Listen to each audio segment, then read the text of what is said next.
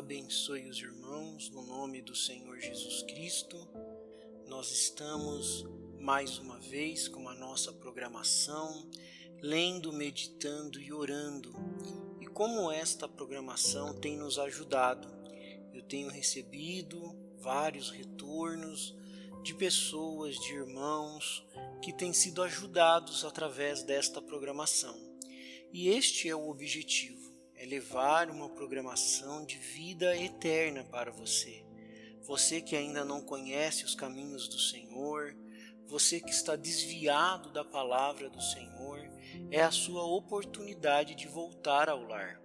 Não para uma igreja, mas voltar para a mensagem da hora, a mensagem que Deus mandou para este mundo como uma prova do seu amor.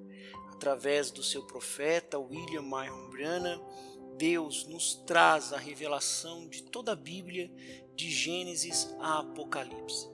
E como é bom quando você é revelado. Quando você é revelado, você não é enganado. A pessoa que é revelada espiritualmente, ela não cai nos enganos religiosos de Satanás. Muitas vezes Satanás pode fazer laços, pode fazer com que você caia aqui de modo natural, usar a sua carne, a sua fraqueza. Porém, quando você é revelado espiritualmente, ele não te engana quando o critério é religião. É por isso que Deus enviou o seu profeta, para poder revelar todas as coisas. Ele é o precursor da segunda vinda de nosso Senhor Jesus Cristo. Assim como João Batista precursou a sua primeira vinda, Elias precursaria a segunda vinda de Jesus Cristo. Então, você que escuta essa programação e que manda a sua mensagem de agradecimento, que Deus te abençoe. Tudo isso é em favor do povo de Deus, tudo isso é em favor de levar a mensagem para as pessoas, para conhecer o caminho do Senhor. E nós vamos meditar nesta manhã em Provérbios capítulo 16, a partir do verso 18. Provérbios capítulo 16, a partir do verso 18. A soberba procede à ruína, e a altivez do espírito precede a queda.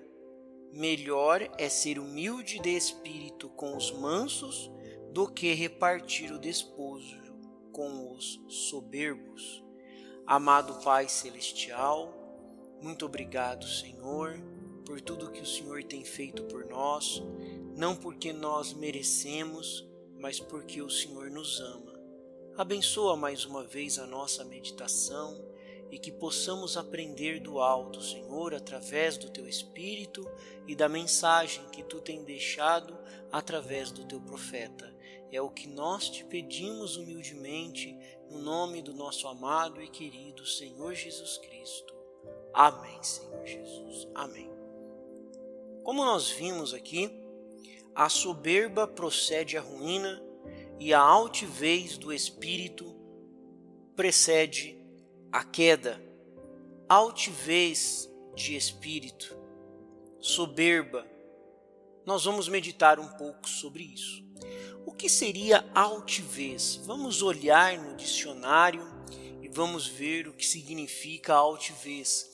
A altivez é a característica de algo ou alguém que é altivo, ou seja, que tem amor próprio, considera-se superior, orgulhoso ou digno. Pode também estar relacionado a um comportamento de arrogância. E aí vem a Bíblia Sagrada e diz assim: a soberba precede a ruína e a altivez do espírito a queda. A chamada altivez do espírito, meu irmão, está presente na Bíblia. Se você ver depois aí, você vai perceber sobre a altivez do espírito.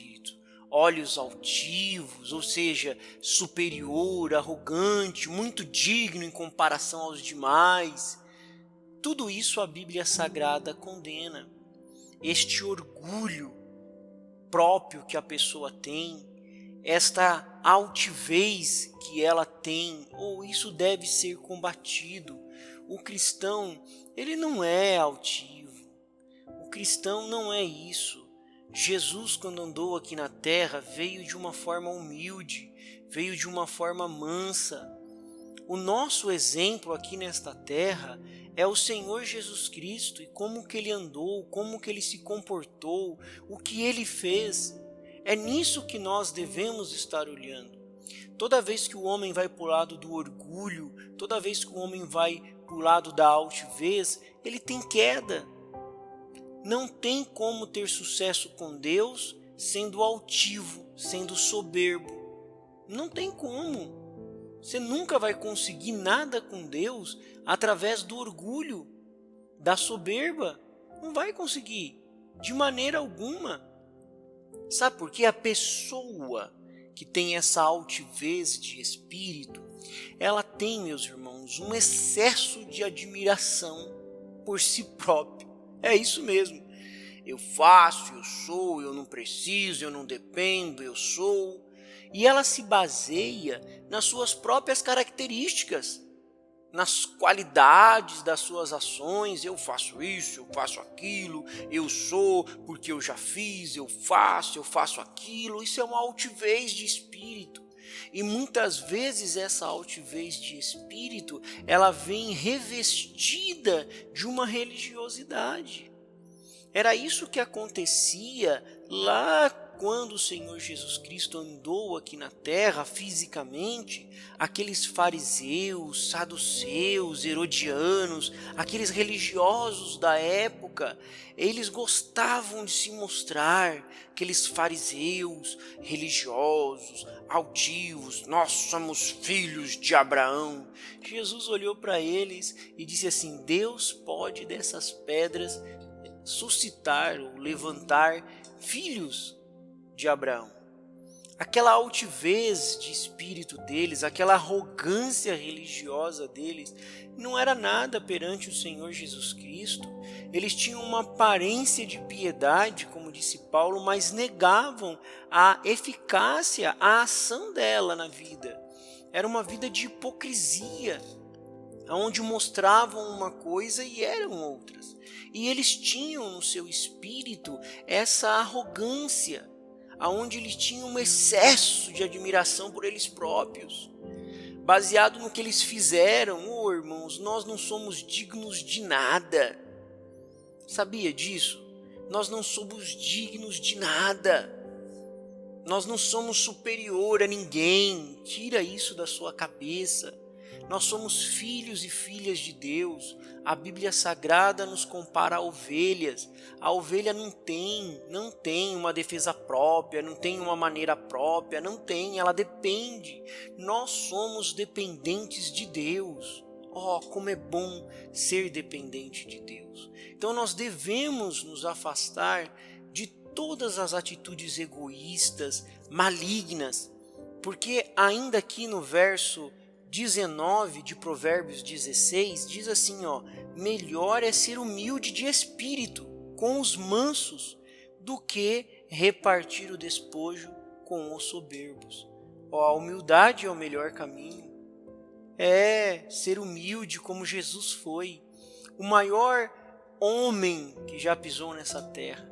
O Deus Todo-Poderoso, o grande El Shaddai, que esteve com Abraão, Elohim, pisando aqui na terra em 2 pés, nasceu numa manjedoura, um homem simples, humilde, com um ministério simples. Isso já é uma lição até para nós, pregadores. Olha o ministério que Jesus teve. Não foi um ministério de enriquecimento, não foi um ministério de aproveitar das pessoas, não. Foi um ministério simples, humilde. E nós devemos buscar esta mesma simplicidade, essa mesma humildade. O profeta de Deus para esta era, na mensagem A Arca, ele faz este contraponto. Nós vimos a arrogância, a altivez, a soberba, A pessoa que se acha digna, se acha melhor, mostra suas características, às vezes até revestida de religiosidade, como faziam os fariseus, mas por dentro, Jesus olha por dentro, irmão. Lembre-se disso, Jesus olha por dentro, Ele está olhando o seu coração. Não é o tanto que você fala, não é o tanto que você mostra exteriormente, não, mas Ele está olhando por dentro. E o profeta de Deus, ele diz assim, na mensagem à arca, a partir do parágrafo 88. Então observamos lá atrás que Deus disse a Noé, quero que faça de um determinado tipo de madeira, falando da construção da arca. Agora, não seria qualquer madeira que funcionaria. Temos que ter um determinado tipo. Não é com qualquer tipo de pessoa que Deus trabalha, meu irmão. Não, Deus faz uma seleção divina, uma seleção espiritual. Deus tem o tipo certo de pessoa para trabalhar. Porque se não for do tipo certo, não serve. Não funciona, não suporta o peso da prova. E o profeta continua, temos que ter um determinado tipo e deve ser de madeira de gofre. E ela era uma madeira macia, maleável, não arrogante. E agora foi com isto que a arca foi feita. Era uma madeira que podia ser facilmente usada, uma madeira maleável. Aí o profeta diz, esse é o crente, uma vez nas mãos de Deus, cortado da árvore de sua justiça própria. Muitas pessoas têm justiça própria, são justiceiras. Eu não aceito, eu não concordo, essa não é a minha visão, essa não é a minha posição. E aí começa a criar uma soberba, fica com uma arrogância de espírito. Lembre-se, mesmo revestido de religiosidade, mesmo revestido de aparência cristã, mas cheio de justiça própria, não olhando para a justiça de Deus, não olhando para a misericórdia, não olhando para a graça. Ele se torna maleável nas mãos do construtor, não se agitando com nenhum vento doutrinário, mas maleável. Sai um barulho aqui, eu corro, sai outro barulho ali, eu corro. Vem um vento, eu vou para um lado. Vem outro vento, eu vou para o outro. Vem outro vento, eu vou para o outro. Vem outro vento, eu vou para o outro. Não! O verdadeiro cristão, ele não é agitado por ventos doutrinários, ele não é agitado por notícias, ele não é agitado por escândalo, ele não é agitado por fofocas, ele não é agitado pelas coisas do mundo. Um verdadeiro cristão, ele é maleável, que se encaixa bem na palavra de Deus para ser facilmente utilizado, moldado por Deus, moldados na mão de Deus. Não jogado. Existe uma diferença entre ser moldado e entre ser jogado. Estar jogado de um lado para o outro. Quando é jogado de um lado para o outro, fica deformado. Quando fica se agitando com ventos doutrinários para lá e para cá, sai cristãos deformados, sem o Espírito Santo. Mas quando você é maleável, você é moldado por Deus, você é moldado pelo Espírito Santo, isso faz diferença, isso faz de você um verdadeiro cristão. E o profeta continua nos dizendo que aquela madeira, ela absorvia muita umidade, muita água, e ela logo poderia ser afundada. Mas aí tem um detalhe, meu irmão, minha irmã, olha o que o profeta nos diz. Agora, se a arca foi construída com uma madeira que era maleável e absorvia a água, não demoraria muito para que ficasse encharcada, e ela afundaria imediatamente, se tornaria pesada, porque a madeira de gofre é bastante leve e a água infiltraria logo através dela. Então, isto é o que penso hoje, é isto. Hoje eu creio, o problema com muitos homens sinceros e mulheres hoje não desejam se entregar completamente, mas vão atrás do erro. Deus quer uma entrega total de corpo, alma e espírito. Deus não quer cristãos pela metade, Deus quer que você completo. E esta é a razão pela qual a arca se torna encharcada, não pode seguir adiante. Ela se dirige para cima e para baixo, preste a afundar. Por quê? Porque não se entregou completamente. Porque vão atrás das coisas erradas, aprende, mas não pode chegar ao conhecimento da verdade, disse Paulo. Então, que tipo de Espírito Santo formou o caminho ali? Mas eles não podiam permanecer assim.